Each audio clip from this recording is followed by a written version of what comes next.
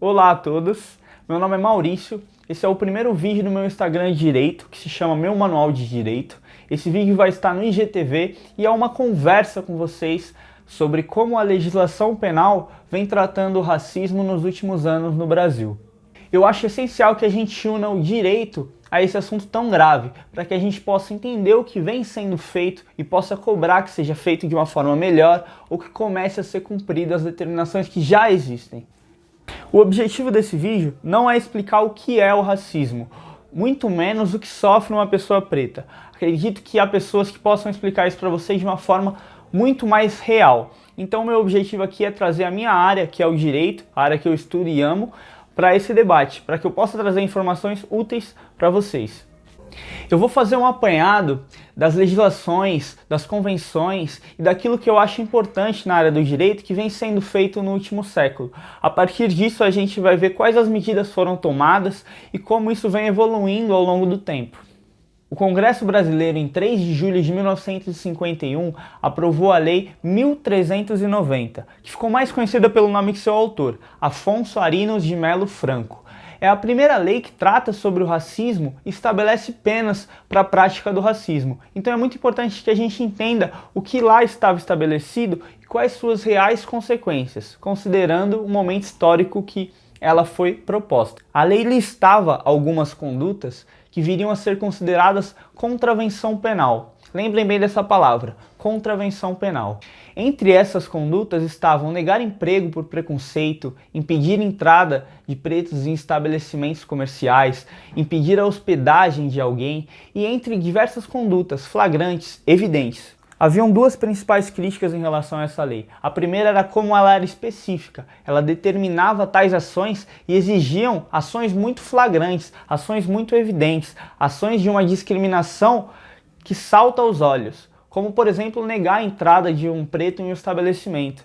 A gente sabe que no Brasil o racismo se dá de formas muito mais sutis, através de deboche, exclusão, xingamentos e comentários nos quais as pessoas às vezes nem percebem o teor racista de sua fala.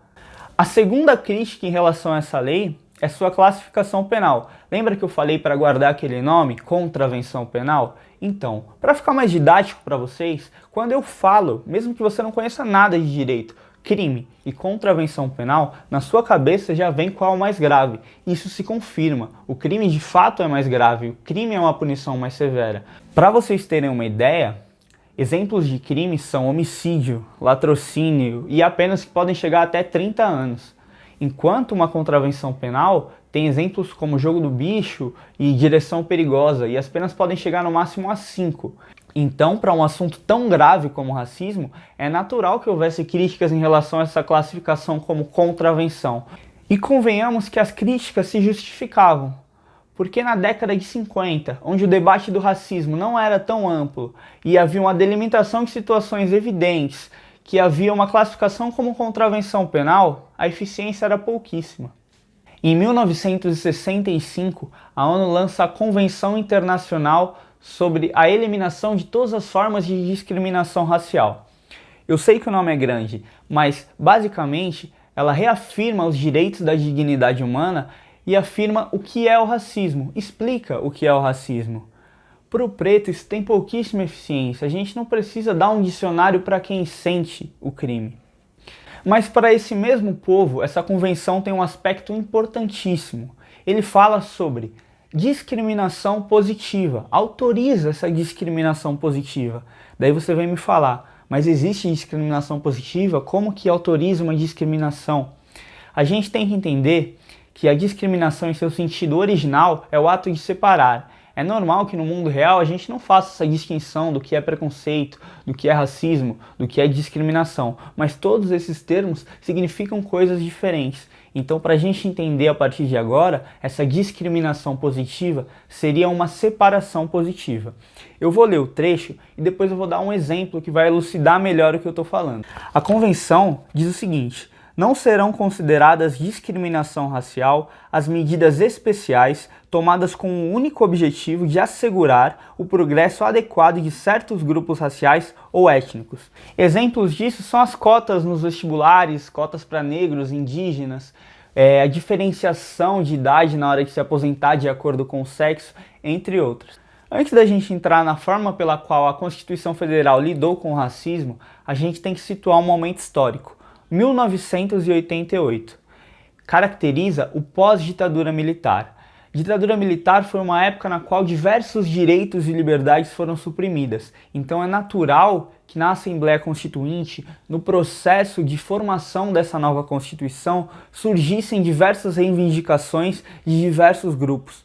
Esse é o motivo pelo qual nossa Constituição Federal é tão extensa e é o motivo pelo qual na época o movimento negro teve voz. Por isso, o racismo é tratado em diversos pontos da Constituição Federal. Tratado no artigo 3º, promover o bem-estar de todos, sem preconceitos de origem, raça, sexo ou cor. No 4º, quando se estabelece o repúdio ao racismo. No 7º, quando se estabelece a proibição de diferença de salários em função de raça ou cor.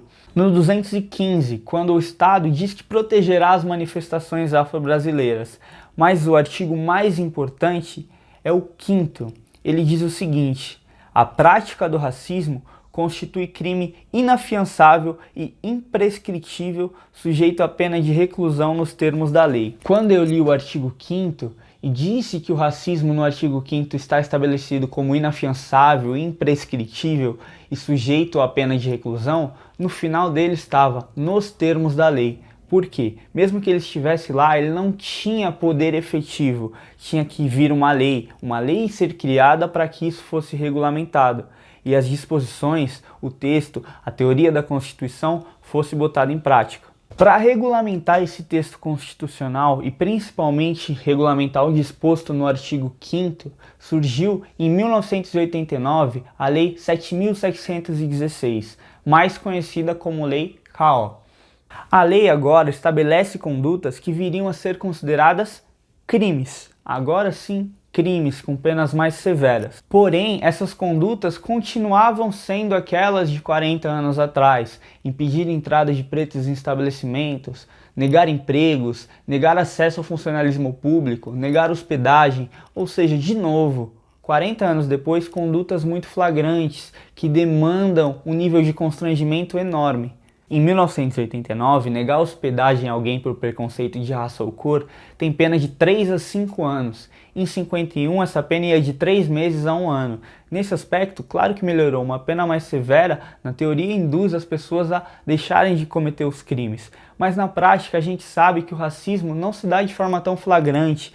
Não há um nível de constrangimento tão grande na maioria dos casos, nos casos que as pessoas sofrem todos os dias. Tendo em vista que a lei permaneceu muito específica e permaneceu exigindo um nível de constrangimento elevado, surgiu o desejo de uma lei que estabelecesse o racismo de forma mais genérica, ou seja, de uma forma que atingisse aqueles casos de racismo mais sutis que eu citei: a exclusão, a piada, o xingamento, os comentários. Então, em 1997, surgiu a Lei 9.459 e ela estabelecia o seguinte: racismo também é praticar, induzir ou incitar a discriminação ou preconceito de raça ou cor. Ou seja, a partir dessa disposição, dessa implementação da lei de 1989 com a lei de 1997, o racismo de fato teve mais voz, porque agora os crimes de racismo, através desses comentários, através dessa exclusão, através dessas formas leves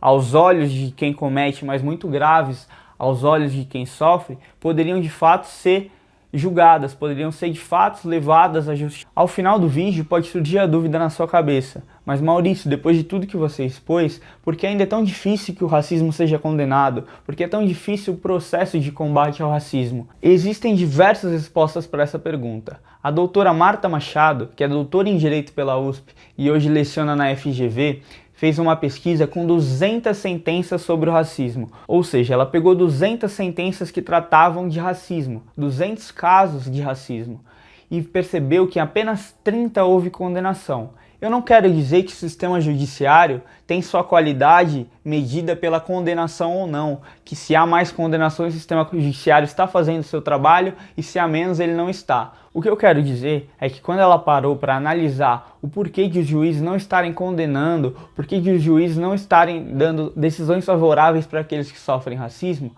ela percebeu que os juízes de hoje em dia, assim como a lei de 51 e a de 89, exigem condutas flagrantes, ou seja, os juízes exigem que hajam casos de extremo constrangimento.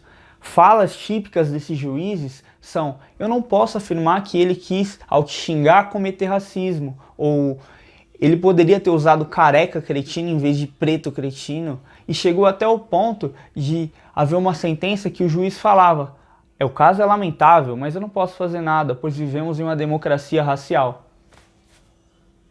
Portanto, acredito que a informação é a chave. Temos que ler sobre, escutar daqueles que sofrem o racismo, rever nossos comportamentos e colaborem para que nossas crianças não se tornem aquelas que agridam e nem aquelas que minimizam. Chegamos ao final do vídeo, galera. Eu quero agradecer muito a todos que assistiram. Foi extremamente prazeroso elaborar esse conteúdo. Espero que vocês tenham gostado. Se você gostou, eu peço por favor que compartilhe com seus amigos. Se tem alguma crítica, alguma sugestão, quer fazer algum comentário, quer iniciar qualquer tipo de conversa sobre esse ou outro assunto, deixe nos comentários, me chame no direct, eu estou aberto a todos.